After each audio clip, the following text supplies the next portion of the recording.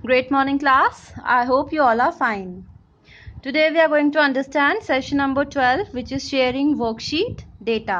मतलब एक वर्कशीट में डेटा लिखा है, अब उस डेटा को हमें बहुत सारे लोगों के साथ शेयर करना है. अब वो बोलता है when you collaborate with others you may be required to work on the same Excel worksheet. मतलब कई बार क्या होता है, ऐसे केस हो जाते हैं कि एक ही वर्कशीट होती है और उसी वर्कशीट पे ना 4, 5 या 10, 20 लोगों ने काम करना होता है. क्या है हमारा केस कि हमारे पास एक वर्कशीट है लेकिन उस वर्कशीट पे बहुत सारे लोगों ने काम करना है. However, if you work on separate copies of the worksheet, you will create multiple versions. And it will be difficult to keep track of the changes. अब प्रॉब्लम क्या है कि मान लो आप सब ने इस वर्कशीट को कॉपी कर लिया अपने अपने कंप्यूटर्स पे, जो काम आपको दिया था आपने कर दिया, जो काम आपके फ्रेंड को दिया था उसने कर दिया अपनी जहां पे उसको मिला था, फिर जो थर्ड पर्सन को मिला था उसने भी चेंजेस कर दिए, फाइन. अब वो सारे चेंजेस ढूंढने कहाँ कहाँ हुए, ठीक है, और कहीं उसके चेंज आपके वर्क में तो इफेक्ट नहीं डालता या आपका कोई चेंज उसके वर्क में तो इफेक्ट नहीं डालता. मतलब इस टाइप से उन चेंजेस का ट्रैक रखना, ठीक है, कि किसने कहाँ पे चेंज किया और बाद में उन सारे चेंजेस को इकट्ठा करना, मतलब कंपाइल करना कि सारे चेंजेस वाला डेटा क्या हो इकट्ठा हो जाए. तो ये काम क्या होता है, बहुत ही डिफिकल्ट होता है. मतलब आपको एक वर्कशीट मिली, आप सबने कॉपी किया अपने अपने कंप्यूटर पे उस डेटा को, उसमें काम कर दिया, वो मुश्किल नहीं है, लेकिन काम होने के बाद उस काम को कंबाइन करना, मतलब कंपाइल करना और ये देखना कि कहाँ कहाँ पे चेंजेस हुए थे, वो चेंजेस अब जब आप इकट्ठा कर रहे हो तो वो सारे उसमें भी हों, ये काम करना ज़्यादा मुश्किल है. ठीक है. दूसरी प्रॉब्लम क्या आती है, if other users try to open a file you are working on they are allowed to open it only in read only mode. दूसरी प्रॉब्लम क्या है कि मान लो अगर आपके फ्रेंड का मन भी किया कि चलो आप क्या काम कर रहे हो वो देखते हैं, तो वो उसको नहीं दिखेगा, उसको सिर्फ रीड ओनली मोड में दिखेगा, वो उसको चेंज नहीं कर सकता. रीड ओनली मतलब पढ़ तो सकता है कि आप क्या कर रहे हो, पर वो उसमें कोई चेंज नहीं कर सकता. ठीक है, तो हमें प्रॉब्लम समझ में आए तो हम एक एग्जांपल देखते हैं कि मान लो एक वर्कशीट थी जिसके अंदर ABC कॉलम थे और 1, 2, 3 रोज थी. अब क्या हुआ, किसी ने ABC 3 पर्सन्स थे, किसी ने उनको काम डिवाइड करके दिया कि जो पर्सन A है वो सिर्फ कॉलम A में चेंजेस करेगा. इस वर्कशीट के कॉलम ए के चेंजेस का वर्क किसको दे दिया, ए को दे दिया, और कि इस वर्कशीट का जो बी का जितना भी कॉलम है उसमें कोई भी चेंज करने हैं तो वो कौन करेगा, एक पर्सन है बी कर देगा. और उसी टाइप से अब एक पर्सन है सी, उसको इस सी कॉलम में जो भी चेंज करने हैं वो करेगा.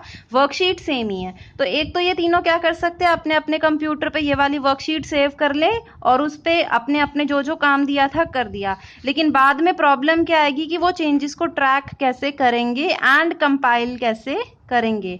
कंपाइल कैसे करेंगे उस चेंज्ड डेटा को, मतलब कंपाइल का मतलब होता है कंबाइन कैसे करेंगे. तो एक्सेल 2020 जो है वो आपको ऑफर कर देता है एक शेयरिंग फीचर, एक ऑप्शन है आपके पास शेयरिंग का, जहां पे आप क्या कर सकते हो, you can give other users access to the same document. आप दूसरे यूजर्स को भी, जैसे ए क्या कर सकता है बी और सी को भी, ए क्या कर सकता है बी और सी को क्या देगा, एक्सेस दे देगा सेम डॉक्यूमेंट का, and allow them to edit the workbook simultaneously. मतलब क्या होगा कि ए कहेगा कि मेरी ये वर्कबुक है, तुम दोनों इसको देख भी सकते हो और इसमें चेंज भी कर सकते हो. पहले क्या प्रॉब्लम थे कि ये सिर्फ इसको रीड कर सकते थे, देख सकते थे, रीड ओनली मोड में देखते थे ना. अब क्या है, शेयरिंग ऑप्शन क्या हेल्प करता है कि वो ए अपनी वर्कशीट इनको शेयर कर देगा बी और सी के साथ. अब बी सी क्या कर सकते हैं, उसमें रीड भी कर सकते हैं और एडिट भी कर सकते हैं. एडिट का मतलब क्या होता है, चेंज करना कोई भी चीज, ठीक है, उसी वर्कशीट के अंदर जिसमें ए काम कर रहा है उसको पढ़ भी सकते हैं और उसमें चेंजेस भी कर सकते हैं. और इससे क्या फायदा रहेगा, वहीं के वहीं चेंज कर दिया तो आपको बाद में ट्रैक नहीं रखना पड़ेगा कि क्या क्या चेंजेस हो रहे थे, क्योंकि उन्होंने तो वहीं पे कर दिया. तो इसका फायदा क्या रहता है, इसका फायदा ये रहता है, ऐसी फीलिंग आती है जैसे आप एक साथ बैठ के काम कर रहे हो, चाहे आप अलग अलग डेस्टिनेशंस पे भी हो. और इससे हम क्या कर सकते हैं, ट्रैक कर सकते हैं अदर पीपल के चेंज और रिजेक्ट और एक्सेप्ट भी कर सकते हैं. और उस टाइम पे कम्युनिकेशन भी हो सकता है कि बी तुम ये वाला काम मत करो, इससे मेरा डेटा खराब हो रहा है, या फिर हाँ तू ये कर ताकि मैं इसके बाद ये काम कर पाऊँ. जैसे मैंने कहा था ना कि वो क्या काम कर रहा है उससे आपका काम इफेक्ट ना हो, या मेरे काम की वजह से बी का काम ना खराब हो. तो ऐसे भी आपस में वो क्या कर सकते हैं, एक दूसरे से बात कर सकते हैं कि हमें ये काम करना, तुझे ये चेंज करना चाहिए या नहीं करना चाहिए, क्योंकि उससे मेरा डेटा जो है वो उसमें कुछ प्रॉब्लम आ रही है या नहीं आ रही। तो यही होता है आपका शेयरिंग का काम। अगर आपको शेयर करानी है कोई वर्कशीट तो बहुत सिंपल सा स्टेप है, वर्कबुक खोलो, वर्कबुक खोलने के बाद आपने जाना है रिव्यू टैब पे। रिव्यू टैब में जाने के बाद आपको शेयर वर्कबुक का ऑप्शन मिल जाएगा। क्या मिलेगा? शेयर वर्कबुक का। किसके अंदर? चेंजेस ग्रुप के अंदर। क्या मिलेगा? शेयर वर्कबुक का ऑप्शन। इस पे जैसे ही क्लिक करोगे ना तो ये डायलॉग बॉक्स ओपन हो जाएगा। ये क्या है? Share workbook dialog box. इस डायलॉग बॉक्स में आपने क्या करना है, यहाँ पे आपको एक एडिटिंग टैब दिख रहा है और एक एडवांस टैब दिख रहा है। पहले आप एडिटिंग टैब में जाओ। एडिटिंग टैब के अंदर एक लाइन लिखी हुई है, ये लाइन का मतलब ही यही है, allow changes by more than one user at the same time. मतलब अलाउ कर दो कि एक से ज्यादा यूजर कौन थे? जैसे एबीसी थे जो क्या करते थे, कंप्यूटर को चला रहे थे, कि एक से ज्यादा यूजर एक ही टाइम पे क्या कर पाए, चेंज कर पाए। जैसे ही आप इस चेक बॉक्स पे टिक कर दोगे, स्क्वायर है ना तो इसको हम चेक बॉक्स बोलते हैं, जैसे ही आप इसको चेक करोगे, चेक का मतलब यहाँ टिक आ जाएगा, तो उस टिक का करते ही क्या होगा, आपका ये शेयर मोड में आ जाएगी कि अब आप अपनी वर्कशीट कितनों के साथ भी शेयर कर सकते हो। ठीक है। उसके बाद आपने जाना है एडवांस टैब में।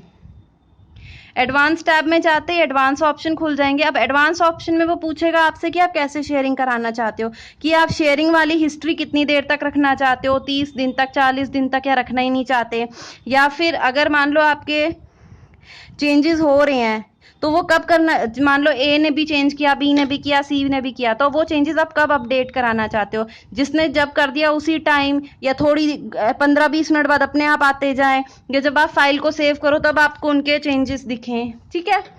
इस ढंग से जो भी आपको चेंज ऑप्शंस चूज करने हैं आप कर सकते हो। लास्ट में आपको ओके पे क्लिक करना है। जैसे ही आप ओके पे क्लिक करोगे आपकी फाइल शेयर्ड हो जाएगी। और आपको पता कैसे चलेगा, क्योंकि अगर आप टाइटल बार पे देखोगे ना, अब आपको फाइल नेम के साथ शेयर्ड वर्ड मिलेगा।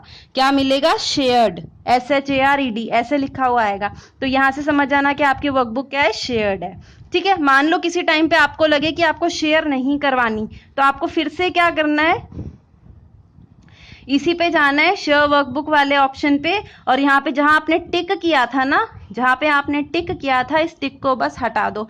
जैसे ही आप इसको अनचेक करके ओके करोगे तो ये जो शेयरिंग है वो क्या होगी, हट जाएगी।